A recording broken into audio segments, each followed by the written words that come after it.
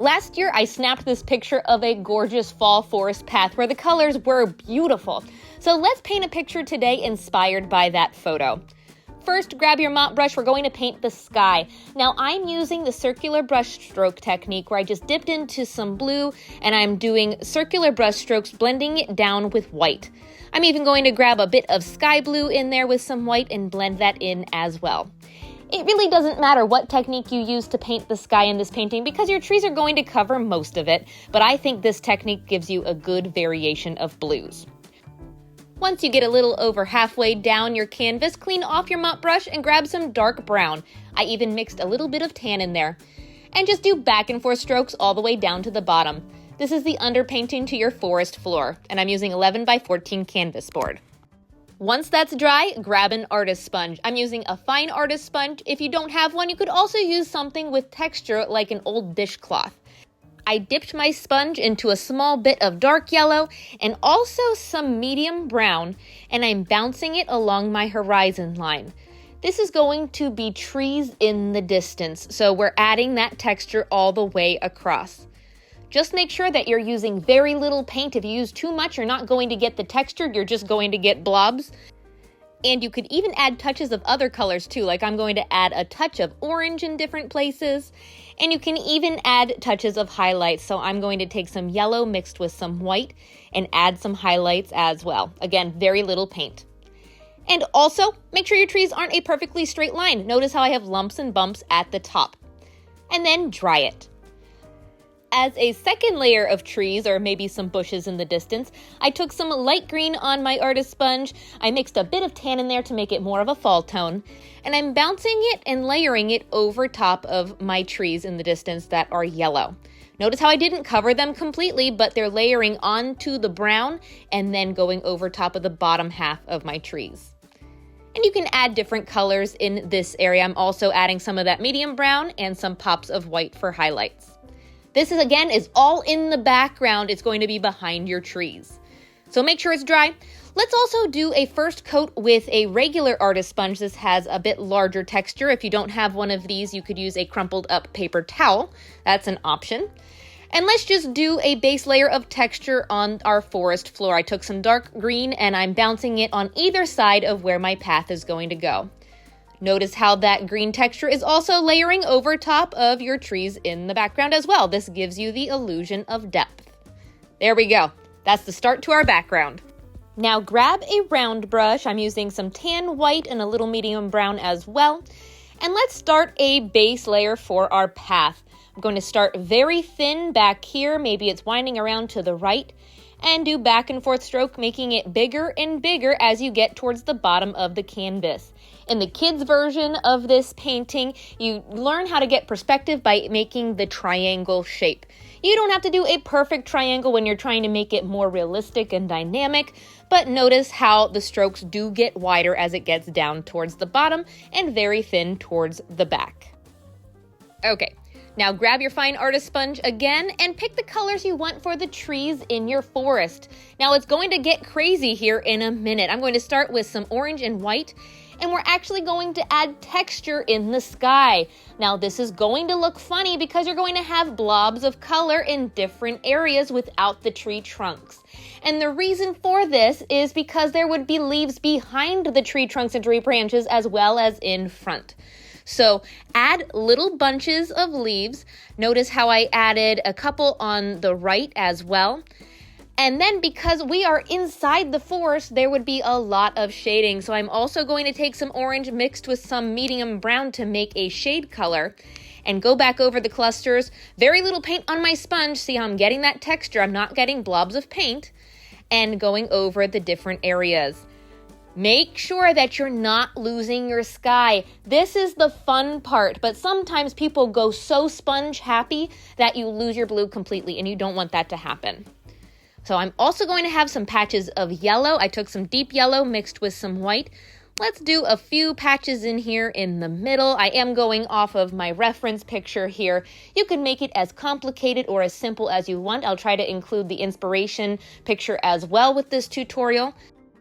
And then I mixed some yellow with some of the medium brown and added a few shaded areas. So I'm doing the lighter colors first and then adding some darker shaded areas because we're inside the forest.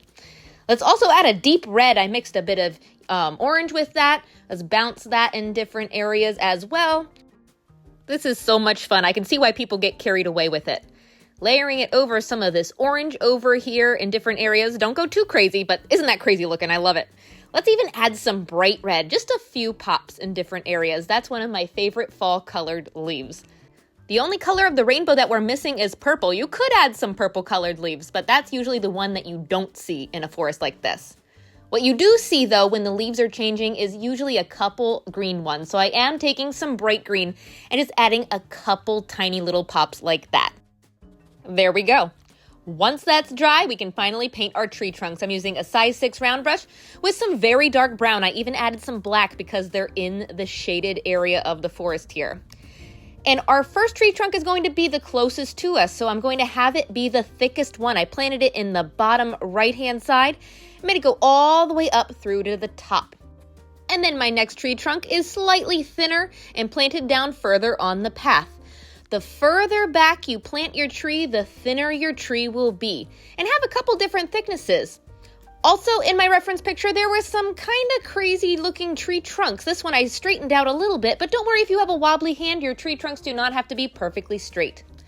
I switched to a smaller round brush here on the left. I'm going to have slightly thinner tree trunks coming over here. See how that one is slightly curved to the left? This one can be a little wobbly too. Just have fun with it. What I would do is have about 6 or 7 slightly thicker tree trunks like this, varying in thickness, and plant them in all different areas. Over here, I'm even going to have a partial tree trunk, have a second trunk coming off of that and off the page there. Some trees do that, and then we can always add little branches later. So those are your main trunks. Then I'm going to switch to a really tiny, this is a 7mm nail art brush. And one thing I loved about this original picture is you saw so many tiny trees in the distance. So I am going to start in between these two middle trees and do a bunch of tiny little thin tree trunks back here. These are trees way off into the distance. And then I'm going to design my branches. I would take this painting a section at a time. So in between these two main tree trunks here, I'm going to start designing all the way up to the top. Think about where your leaves are, where these branches would be. You can even have some going off of one of the big tree trunks, and take your time. It helps to water down your paint with these tiny detail brushes or use paint medium to make it flow.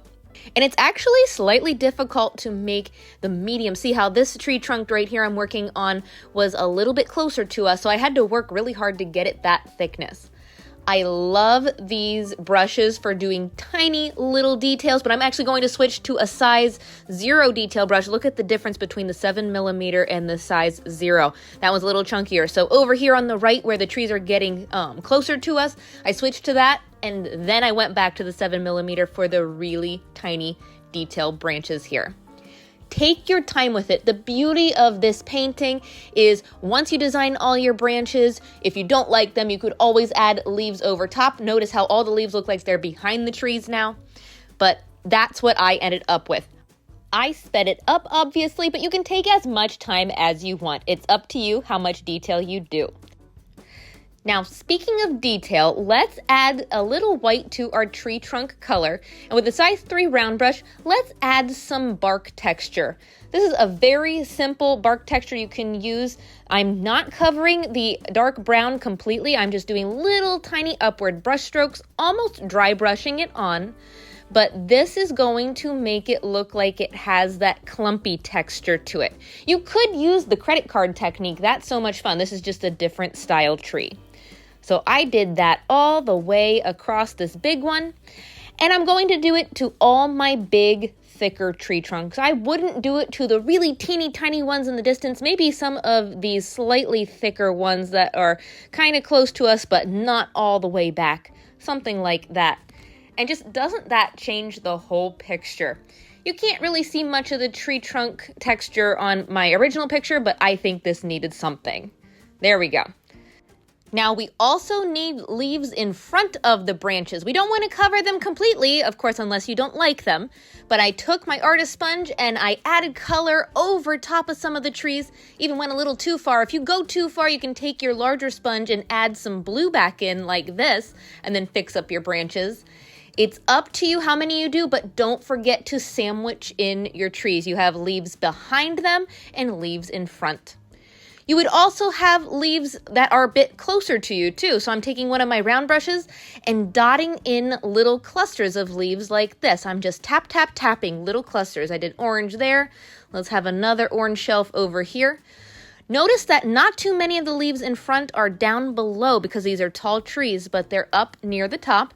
And don't forget to have some going in front of your trunks. Your trunks wouldn't completely avoid the leaves. Some of the leaves would have clusters in front of them as well. Love it. Okay, the bottoms of the trees look funny, so I'm taking my large artist sponge now with some dark green and light green, and I'm tapping in shrubbery and greenery along the bottom. This is also going to line your path where it would be the brightest. That's such a simple, easy technique, but it makes all the difference. Look at that. That's all I did. I'm going to take a little bit of brown with that green and then line the inside edge of the path like this. Gives it some shading. Maybe it's also some brown leaves that fell. Another fun detail that can level up your painting is adding shadows from the tree trunks onto the path. So in my original picture, the sunlight was coming in from the right-hand side. So I'm picturing where each of these tree trunks are and just drawing a line coming from the right-hand side out onto the path with some of the tree trunk color. And just making sure that the shadow thickness is about the same thickness as the tree trunk that's creating the shadow. While we're at it, let's also extend these bushes and shrubbery along the back side of the path.